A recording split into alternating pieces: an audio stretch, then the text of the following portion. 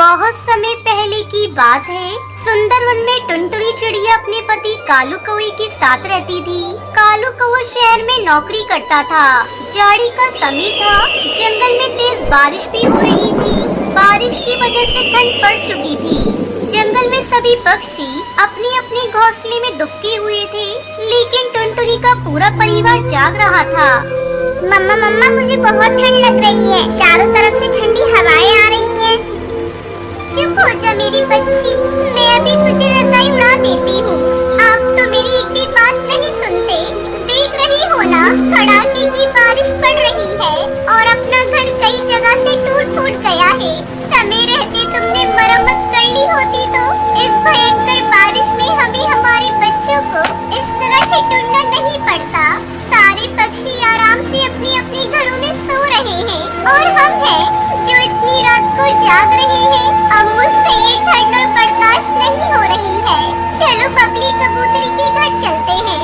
उसका घर लकड़ी का है और तो और उसने ठंड से बचने के लिए अपने घर में हीटर भी लगा रखा है। बात तो तुम्हारी ठीक है टुनटुनी, लेकिन बबली कबूतरी अपने घर में हमें रहने देगी? उसका पति तो मुझे बिल्कुल भी पसंद नहीं करता। तुम बेकार में चिंता कर रहे हो।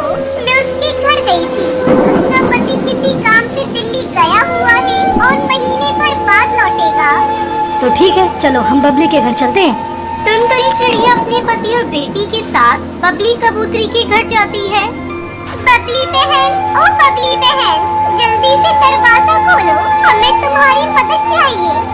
क्या बात है टुनटुनी, इतनी बारिश पड़ रही है, मैं दरवाजा खोलकर बाहर नहीं आ सकती।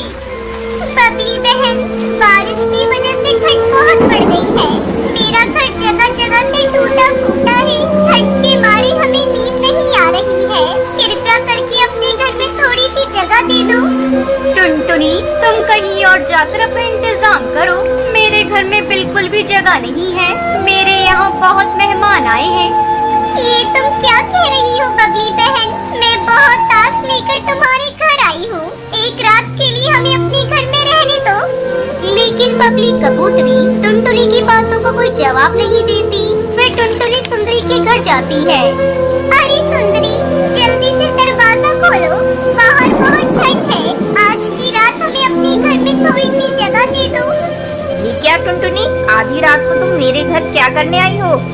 क्या बताओ सुंदरी बहन, मेरा घर जगह जगह से टूट गया है। ठंडी हवा से होकर घर के अंदर आ रही है, जिसके कारण हमें नींद भी नहीं आ रही थी। बस आज की रात मुझे अपने घर में रहने के लिए थोड़ी सी जगह दे दो। मैं कल सुबह ही चली जाऊंगी। तुम्हें तो पता है ना टुनटुनी कि मैंने भी अपने घर की अभी तक मरम्मत नहीं की है। अगर तुम लोगों को अपने घर में रहने के लिए मैंने जगह दे दी तो मेरा घर भी टूट जाएगा। अब तुम यहाँ से जाओ, तुम्हारी बकबक सुनकर मेरे बच्चे जाग जाएंगे। सुंदरी बहन, मुझ पर रहम करो, मेरी बेटी ठंड से कांप रही है।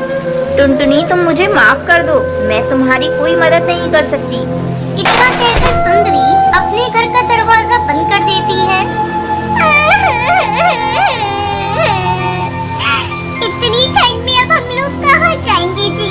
मेरी तो कुछ समझ में नहीं आ रहा है।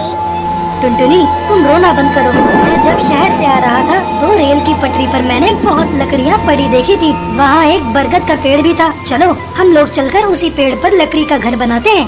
कालू कौवा अपने पूरे परिवार को लेकर उस ट्रेन की पटरी पर पहुंचता है और बरगद के पेड़ पर लकड़ी का घर बनाने लगता है। कुछ घंटों की मेहनत के बाद लकड़ी का घर तैयार हो जाता है। वाह मम्मा, ये घर तो बहुत बड़ा है। अब बारिश में हमें ठंड नहीं लगेगी। टुनटुनी और कालू कौवा खुशी खुशी इस लकड़ी के घर में अपने परिवार के